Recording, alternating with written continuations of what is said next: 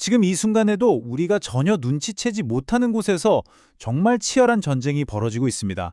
한쪽은 인공지능으로 무장한 디지털 사기꾼들이고요. 다른 한쪽은 그들을 막으려는 또 다른 인공지능이죠. 자, 오늘 이 숨막히는 기술 전쟁의 최전선으로 한번 들어가 보겠습니다. 이런 상황 한번 생각해 보세요. 다급한 목소리로 돈 좀 붙여달라는 가족의 전화. 근데요, 만약 그 목소리가 AI가 통째로 복제해서 만든 가짜, 바로 딥보이스라면 어떨까요? 이게 더 이상 영화 속 얘기가 아닙니다. 최신 사기 수법은 바로 이렇게 우리의 가장 약한 부분, 바로 가족에 대한 신뢰를 파고들고 있어요. 실제 데이터를 보면 이게 얼마나 심각한지 바로 알 수 있습니다.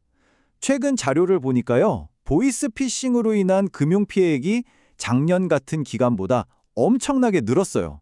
이건 그냥 범죄가 좀 많아졌네 하는 수준이 아니라 그 수법 자체가 비교도 안 되게 교묘하고 치명적으로 진화하고 있다는 아주 위험한 신호입니다. 맞습니다. 이제 보이스피싱은 예전처럼 어설픈 장난 전화가 아니에요. 이건 완전히 새로운 차원의 싸움, 즉 고도로 정교화된 기술 공격이 된 거죠. 솔직히 말해서 이제는 개인이 정신 바짝 차린다고 해서 막을 수 있는 수준을 넘어섰습니다.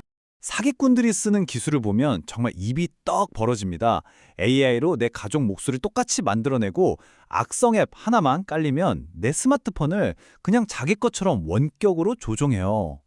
제일 무서운 건 강수강발이라는 건데요. 내가 혹시나 해서 경찰서나 금융감독원에 확인 전화를 걸잖아요. 그럼 그 전화마저 가로채서 자기들 조직원한테 연결되게 만들어버립니다. 와, 이건 뭐 개인이 당해낼 재간이 없는 거죠.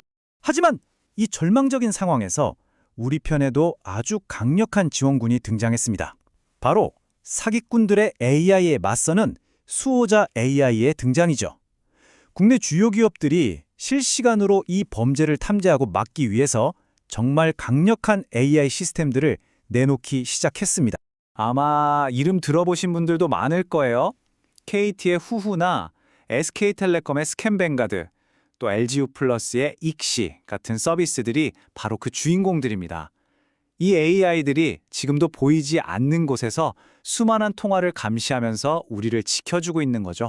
이 시스템이 정말 대단한 게 뭐냐면요. 그냥 이 전화 위험해요라고 알려주고 끝나는 게 아니라는 거예요. 자, AI가 통화 내용을 실시간으로 듣다가 이거 사기 같은데? 하는 정황을 포착하잖아요. 그럼 그 즉시 은행에 이상거래 탐지 시스템 FDS에 바로 경고를 보냅니다. 그럼 은행은 그 계좌를 특별 감시 상태로 바꾸고 만약 사기꾼이 돈을 빼내려고 하면 자동으로 출금을 막아버리는 거죠. 와, 그러니까 피해가 생기기 바로 직전에 막아내는 진짜 실시간 방어 시스템인 겁니다. 그러면 이 똑똑한 AI들은 도대체 뭐가 다르길래 이렇게 교묘한 사기를 알아챌 수 있는 걸까요? 그 비밀은요, 대화를 이해하는 방식 자체가 완전히 달라졌기 때문입니다. 옛날 방식은요, 진짜 단순했어요. 그냥 통화 내용에 검사나 대출 같은 위험한 단어가 나오면 경고하는 수준이었죠. 사기꾼들이 이 단어들만 쏙 빼고 얘기하면 그냥 속수무책이었어요. 하지만 지금의 대규모 언어 모델, LLM 기반 AI는 차원이 다릅니다. 단어 하나하나에 집착하는 게 아니라 대화의 전체적인 흐름, 분위기, 뉘앙스, 즉 맥락을 파악해요. 마치 사람이 대화를 듣고 이거 뭔가 이상한데? 딱 사기치는 레포토리네? 하고 느끼는 것처럼요. AI가 대화를 분석하는 방식이 바로 이겁니다. 육하원칙이죠. 누가, 무엇을, 언제, 어디서, 왜, 어떻게. 놀랍게도 이건 AI가 아주 복잡한 뉴스를 요약할 때 쓰는 것과 똑같은 프레임워크예요. 그러니까 AI는 통화 내용을 들으면서 이 육하원칙에 따라 상황을 구조적으로 착착 정리하고 이해하는 겁니다. 단순히 키워드를 찾는 게 아니라 사기 시나리오라는 이야기 전체를 꿰뚫어 보는 거죠. 그리고 이런 새로운 분석 방식이 얼마나 효과적인지는 데이터가 딱 보여줍니다. 자, 이 표를 한번 보세요. 똑같은 GPT-4 모델을 쓰더라도 어떤 방식으로 분석하게 시키느냐에 따라서 정확도가 확 달라지는 게 보이죠? 특히 저희가 쓰는 이런 발전된 방식을 적용했을 때 사실 정확도 점수가 4.5점으로 압도적으로 높아집니다. 결국 AI를 얼마나 더 똑똑하게 만드느냐의 싸움인 거예요. 그런데 말이죠. 이렇게 대단한 기술이 세상에 나오기까지 정말 어마어마한 장애물이 하나 있었습니다. 기술적인 문제가 아니었어요. 훨씬 더 복잡한 바로 법과 윤리의 문제였습니다. 핵심은 이겁니다. 우리나라 법에서는요, 사람의 목소리를 아주 민감한 개인정보로 취급합니다. 그런데 범죄 잡는 AI를 학습시키려면 뭐가 필요할까요? 당연히 실제 사기꾼들의 목소리 데이터가 필요하죠. 법대로라면 사기꾼한테 가서 저기요, 당신 목소리 좀 AI 학습에 써도 될까요? 하고 동의를 받아야 했던 겁니다. 정말 말도 안 되는 상황이죠? 바로 이 질문이 모든 개발자들과 정책 담당자들을 가로막고 있었습니다. 어떻게 하면 법의 테두리 안에서 범죄를 막기 위해 범죄자의 데이터를 활용할 수 있을까? 이 거대한 역설을 반드시 풀어야만 했어요. 그리고 마침내 이 꽉 막혔던 교착 상태를 깨는 정말 기발한 법적 그리고 기술적인 해법들이 등장하면서 우리가 더 안전한 디지털 세상으로 나아갈 길이 열리기 시작했습니다. 놀랍게도요, 이 문제를 푼 첫 번째 열쇠는 새로운 코드가 아니었어요. 바로 새로운 규제, 새로운 접근 방식이었습니다. 정부와 기업이 머리를 맞대고 손을 잡은 거죠. 과기정통부, 금융미, 국가수 같은 정부기관과 SKT, KT 같은 통신사, 그리고 개인정보보호위원회까지 말 그대로 드림팀이 뭉쳤습니다. 이들이 규제 샌드박스라는 제도를 활용해서 안전장치를 철저하게 마련한다는 조건 하에 AI 훈련용으로 실제 사기 통화 데이터를 쓸 수 있도록 길을 터준 겁니다.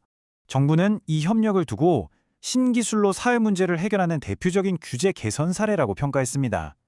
이 역사적인 결정 덕분에 무려 21,000건이 넘는 진짜 사기 통화 데이터가 AI의 교과서가 될 수 있었던 거죠. 동시에 기술적으로도 사용자의 프라이버시를 지키는 장치들이 마련됐습니다. 온디바이스 AI라는 건요, 쉽게 말해 내 민감한 통화 내용이 외부 서버로 가지 않고 내 스마트폰 안에서만 분석이 끝나는 기술이에요. 그리고 연합학습은 AI가 여러 사람의 데이터를 통해 똑똑해지긴 하는데 그 누구의 원본 데이터도 직접 들여다보지는 못하게 하는 아주 스마트한 방식이죠. 효과와 안전, 두 마리 토끼를 다 잡은 셈입니다. 그리고 우리는 여기서 한 단계 더 나아가고 있습니다. 단순히 사기를 막는 수동적인 방어를 넘어서요, AI가 아예 사기꾼과 직접 대화를 하면서 시간을 끌게 만드는 대화형 스캔 베이팅이라는 기술까지 개발되고 있어요. AI가 사기꾼을 붙잡고 있는 동안 다른 잠재적 피해자들이 사기를 당할 위험에서 벗어날 수 있는 시간을 버는 거죠. 정말 적극적인 방어 전략입니다. 사기꾼의 기술과 그걸 막는 기술, 이 둘의 쫓고 쫓기는 경쟁은 지금 이 순간에도 계속되고 있습니다. 오늘 우리가 본 것처럼 기술은 정말 강력한 방패가 될 수 있어요.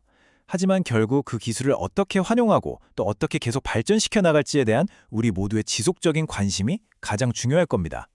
이 디지털 군비 경쟁의 최우승자는 과연 누가 될까요? 어쩌면 그 답은 기술이 아니라 바로 우리 손에 달려 있는지도 모르겠습니다.